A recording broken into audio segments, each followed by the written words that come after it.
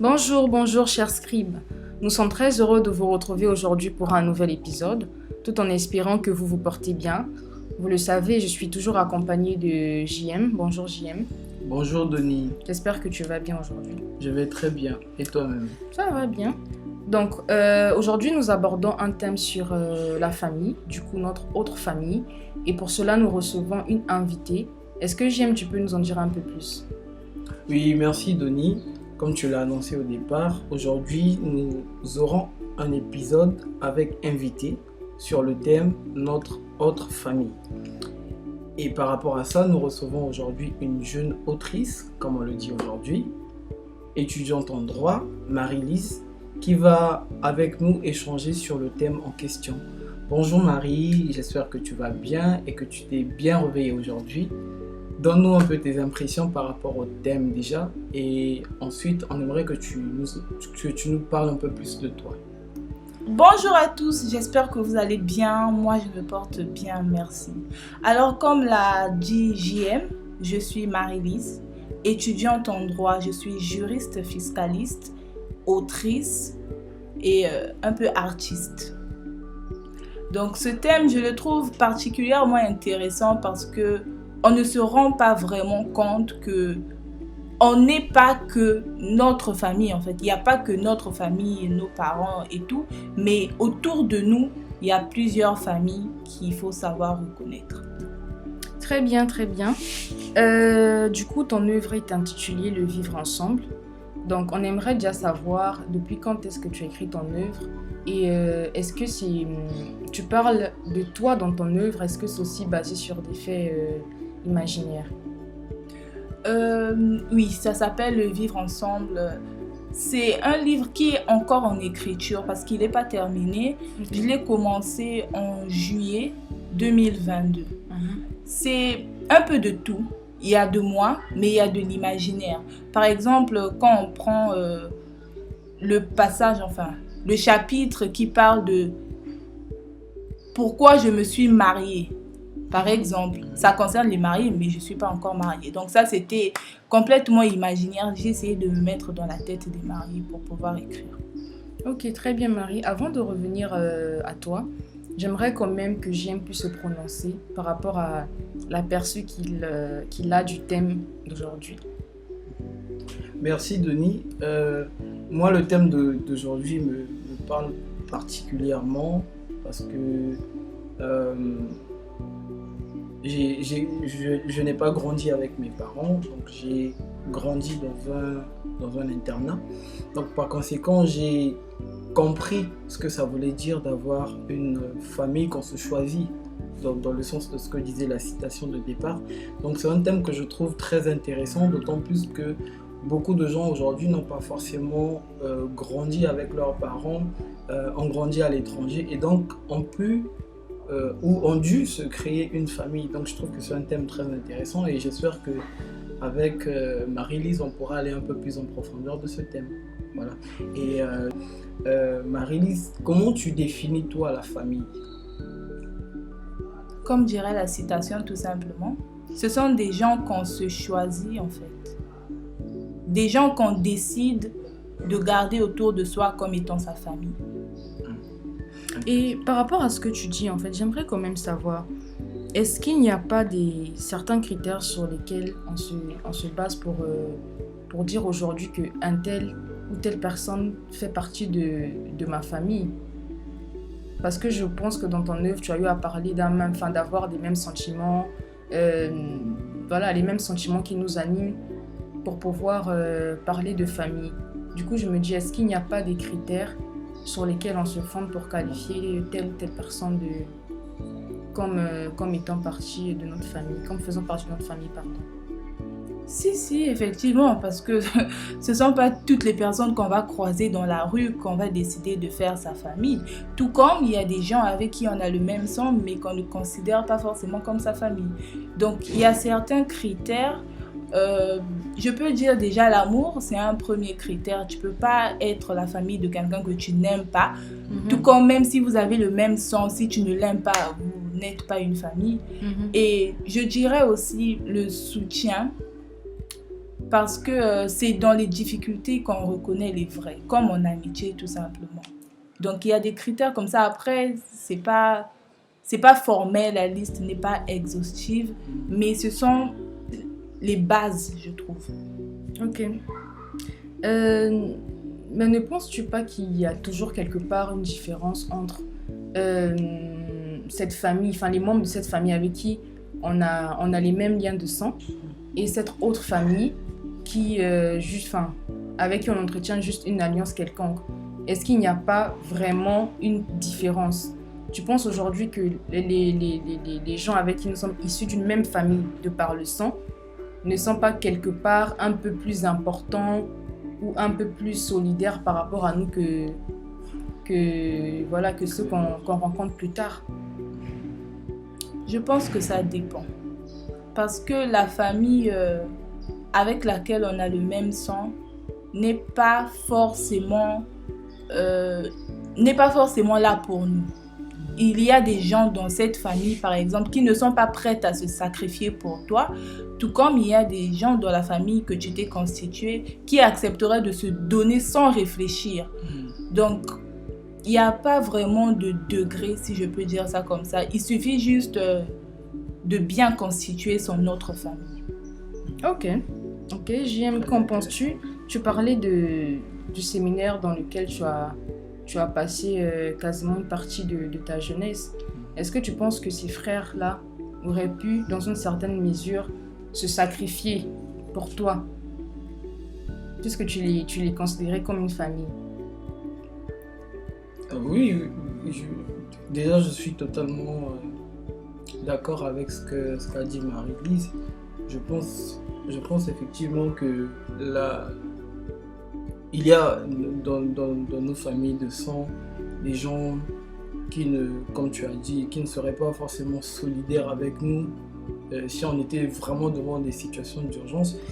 Et de l'autre côté, il y a des gens dans ces familles-là qu'on s'est constituées qui, elles, pourraient se donner totalement, se sacrifier même pour nous.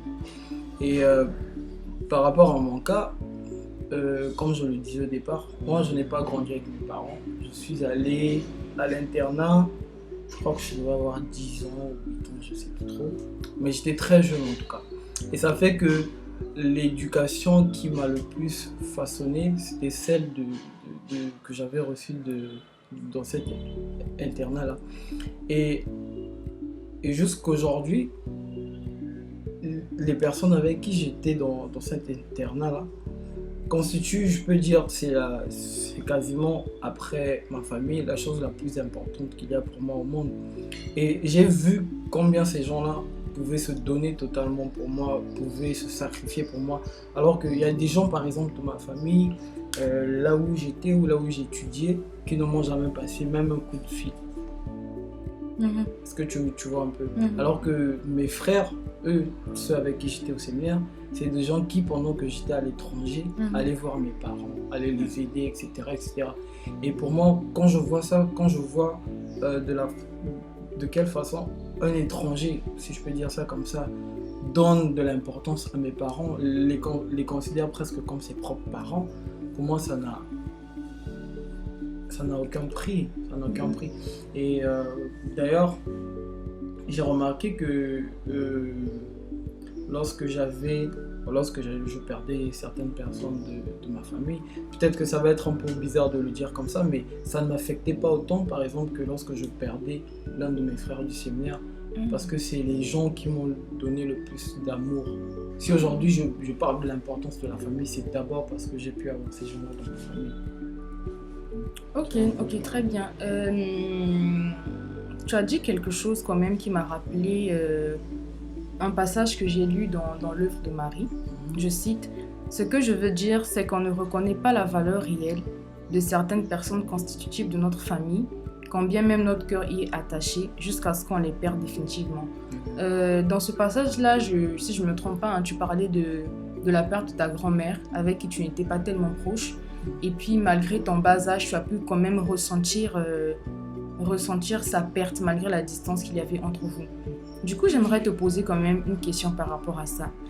Que penses-tu des personnes qui perdent un membre de leur famille comme dans le cas de JM, et qui ne ressentent absolument rien parce qu'ils n'ont pas été proches ou qu'ils n'ont pas créé certains liens?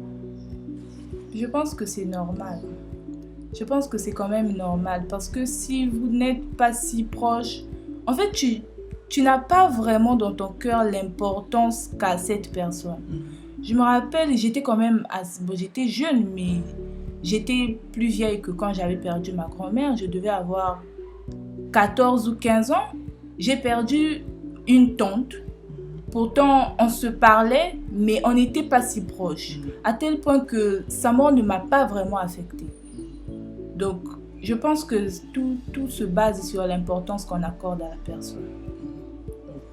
Finalement, si je peux dire quelque chose aussi, c'est que je pense définitivement un peu dans le modèle de ce que dit Marie-Lise, que la famille, c'est avant tout le lien. Et le lien n'est pas forcément celui du sang, etc. De la même façon, lorsqu'on dit se choisir une famille, on peut aussi se choisir une famille à l'intérieur du cercle du sang, justement. Il y a des gens dans ta famille, par exemple, je suis sûr, avec qui tu t'entends le mieux. Effectivement. C'est vrai que vous avez le même sang, mais ce qui fait que tu es attaché à eux, c'est surtout la relation que vous avez développée, le lien que vous avez développé. Donc je pense que la famille, c'est moins un lien de sang que un lien sentimental ou d'intimité, etc. En fait. Et si je peux poser une question aussi à Marie-Lise.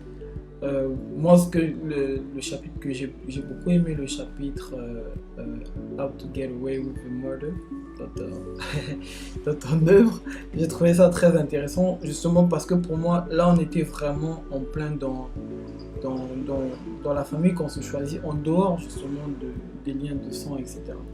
Et j'ai beaucoup aimé la façon dont tu décrivais la relation que tu avais avec tes amis, etc., les petits noms qu'on vous avait donnés, etc.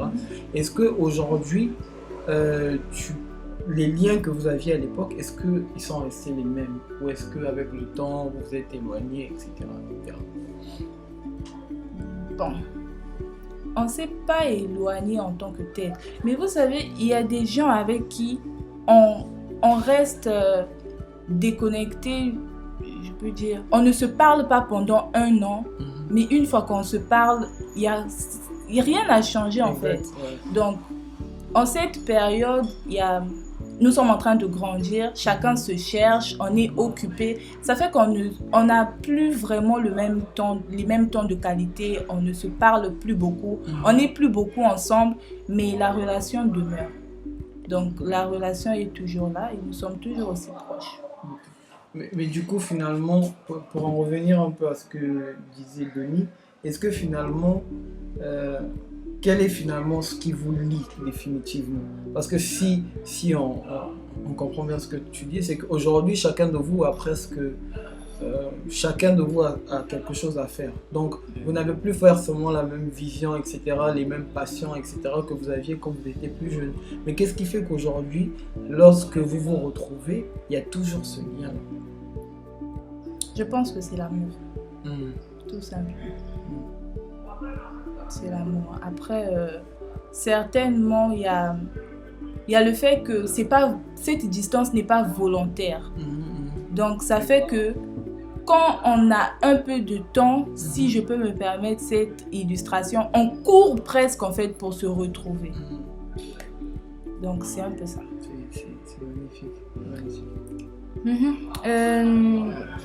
Marie, j'aimerais quand même que tu puisses nous apporter quelques éclaircissements.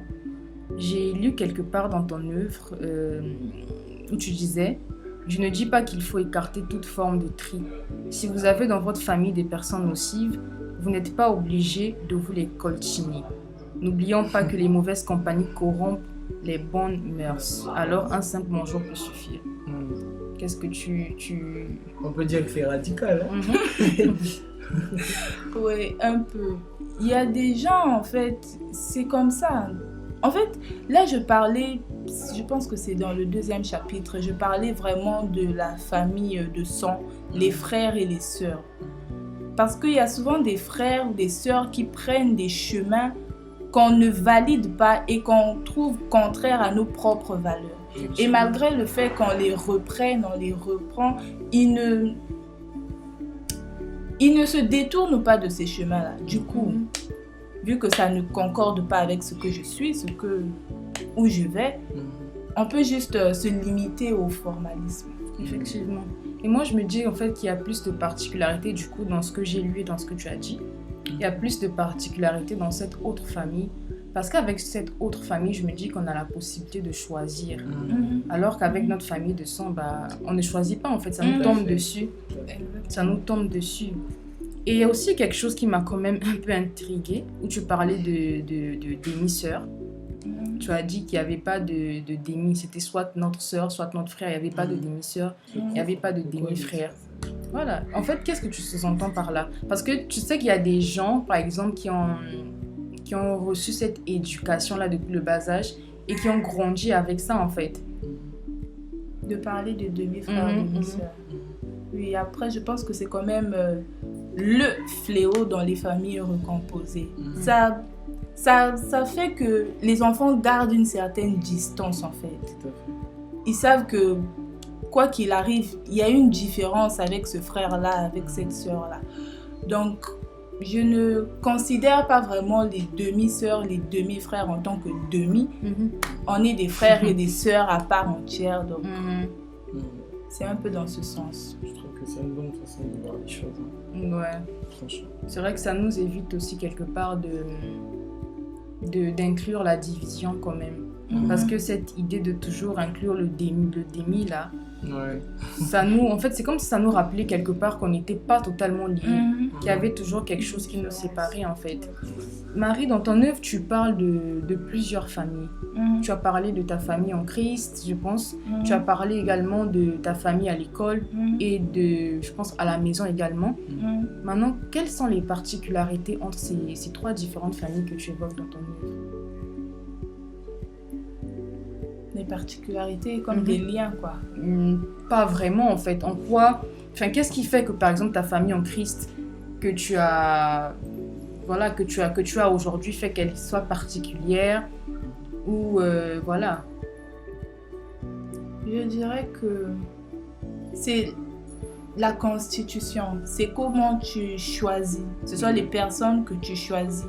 Les personnes avec lesquelles tu choisis de marcher.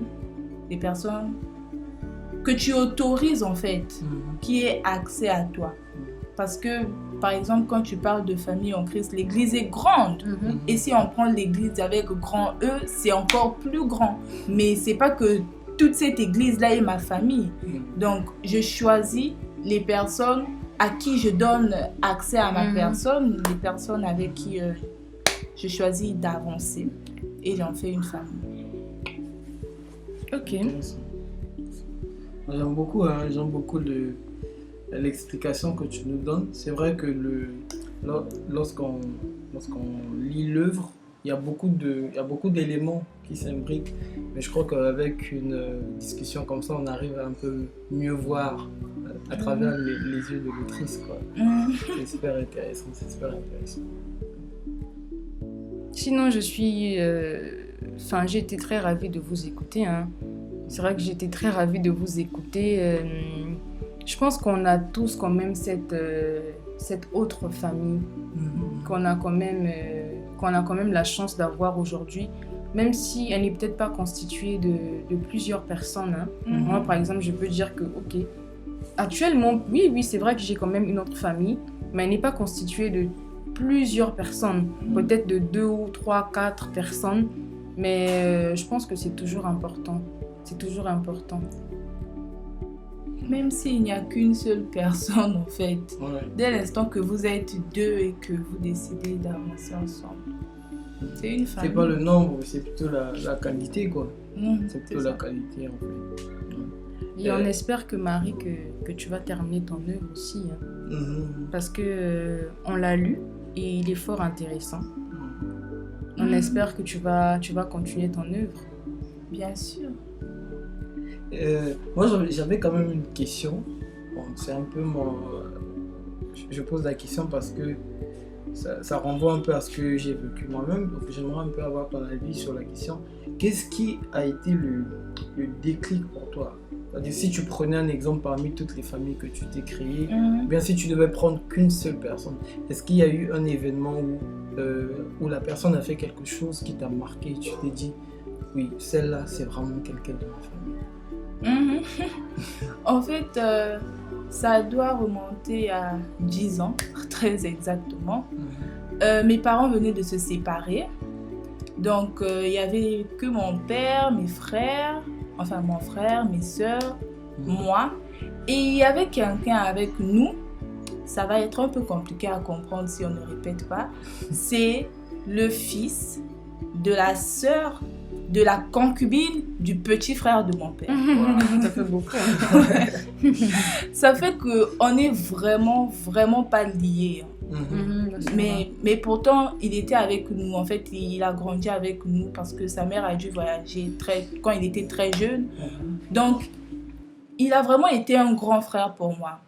Et pendant cette période, mon père s'est beaucoup renfermé dans son travail. Ça fait qu'on devait pratiquement se prendre en charge. Mais il était comme le secours, en fait.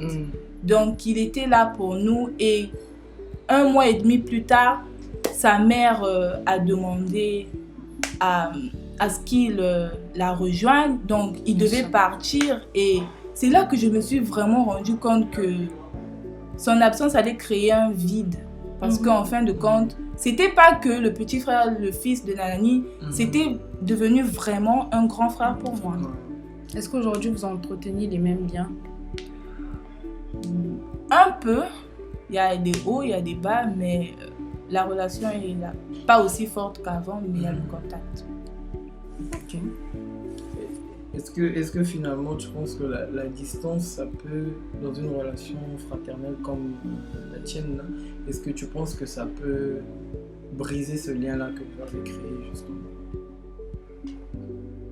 Non, je pense pas. On fait un peu de thérapie aussi. Non, je pense pas que la distance puisse vraiment impacter. Parce que dans notre cas, par exemple, la distance n'a vraiment pas eu d'impact. C'est juste qu'il y a eu trop de on-dit. Donc, ça a fait qu'il y a eu des barrières, en fait, qui se sont mises. Mais la relation est toujours là, malgré la distance. Ok. Du coup, moi, j'aimerais savoir quand même, comment est-ce qu'on fait pour entretenir, par exemple, les liens qu'on entretient en fait avec ces personnes d'une autre famille. Comme je le disais en amont, par exemple avec les personnes avec qui on a le même sang, c'est plus facile en fait. On n'a pas besoin d'entretenir certains liens parce qu'il y a forcément ce sang-là qui nous lie. Mais avec cette autre famille, ces membres de cette autre famille-là, comment on fait en fait pour entretenir ces liens qui nous lient là? Comme je ne cesse de le dire, la base c'est vraiment l'amour. Parce qu'après de là découle plusieurs autres choses. La sincérité. Il faut aussi pouvoir être, pas humble en tant que tel, mais faire preuve d'humilité, savoir demander pardon et savoir pardonner. Même s'il y a des déchirures et des larmes, le plus important c'est vraiment de mettre les points sur les i. Après, si ça se casse, je suis sûre que même quand ça se casse, en fait, il y a toujours un petit truc qui reste, même si la flamme n'est pas aussi grande. Il y a quand même une étincelle. Donc, je pense que la sincérité et le pardon permettent d'entretenir une relation. Très bien. Donc, je pense que, cher Scribe, vous l'aurez compris, hein, la famille n'est pas forcément... les membres d'une famille n'est pas forcément ceux avec qui on entretient... avec qui on partage le même sang.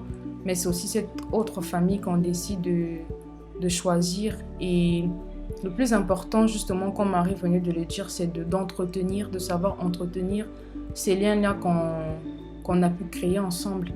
JM, tu as quelque chose à rajouter? Non, je suis totalement d'accord avec ce que tu dis. Hein. En tout cas, moi, comme je l'ai dit au départ, le thème me parle particulièrement. Donc, je pense peut-être pas suivre exactement les mêmes étapes que Marie, mais je pense que vraiment, avec mes frères en tout cas, c'est la base de notre amitié, de notre fraternité, ça a toujours été le franc-parler, la sincérité. C'est vraiment quelque chose qui nous a toujours servi. C'est-à-dire que je peux ne pas dire que je vais mentir, mais je peux ne pas dire la vérité à quelqu'un mais à mon frère, je lui dois toujours la vérité. Et c'est ça qui fait qu'il est capable de vraiment t'aider, parce qu'à lui, tu as dit toute la vérité. Et je crois que c'est vraiment quelque chose d'essentiel dans une relation. Marie? J'ai été ravie vraiment de pouvoir partager un peu la vision, si je peux le dire ainsi. Parce que quand on écrit, on ne met pas tous les détails. Et parfois, avec des figures de style, le lecteur ne perçoit pas le fond de la pensée. Mais ça m'a permis de pouvoir révéler certaines choses sur le foncier et sur ce qu'on entend par autre famille. Est-ce que tu aurais quelque chose que tu voudrais qu'on retienne véritablement de cet épisode? Si on devait retenir qu'une seule chose, 2 choses, 3 choses, pas 12. Je pourrais dire à toutes ces personnes-là de ne pas se limiter à leur famille de sang, mais à vraiment s'ouvrir. En fait, nos familles, nos autres familles sont déjà autour de nous. C'est juste la façon dont on les voit et la conscience qu'on prend par rapport à ça qui fait le changement. Alors Denis, j'aimerais quand même, pour aller vers la fin de notre épisode, qu'on lise quand même un extrait de ce livre-là. Parce que franchement, moi, c'est vraiment un livre que j'ai beaucoup aimé, de par le style, le thème. C'était vraiment très intéressant. Si on pouvait lire un extrait, ça serait bien aussi. N'est-ce pas, l'autrice? Bien sûr. Très bien. Du coup, on va lire un extrait du chapitre de Celle-ci ose. Sortir de son lit tous les matins pour faire quelque chose que l'on aime ou pas demande bien plus que de la volonté. Il en faut du mental. Contrairement à ce qu'on pourrait penser, l'homme n'y a pas été conditionné lors de cet incident dans le jardin d'Éden. C'est justement cette lutte mentale entre abandonner et se surpasser pour continuer qui donne naissance à la sueur sur le front. Une amie m'a avoué une fois qu'elle n'aimait pas son travail, mais qu'elle y restait parce que l'ambiance est bonne et les gens sont sympas. Ouais. C'est tellement intéressant. Moi, c'est vraiment le style qui m'a marqué. En fait. On a l'impression vraiment de retrouver des conversations. C'est un mélange de tout, des descriptions. Franchement, c'est magnifique. C'est riche. Bravo pour ça. Est-ce qu'on peut te retrouver? Comment on peut te retrouver sur les réseaux? Oui, je suis sur Instagram sous le nom Marie-Lise, tout simplement. Dans tous les cas, on pourra même vous mettre les liens. sans compte, les liens, comme ça vous pourrez la suivre. D'accord. Allez, merci.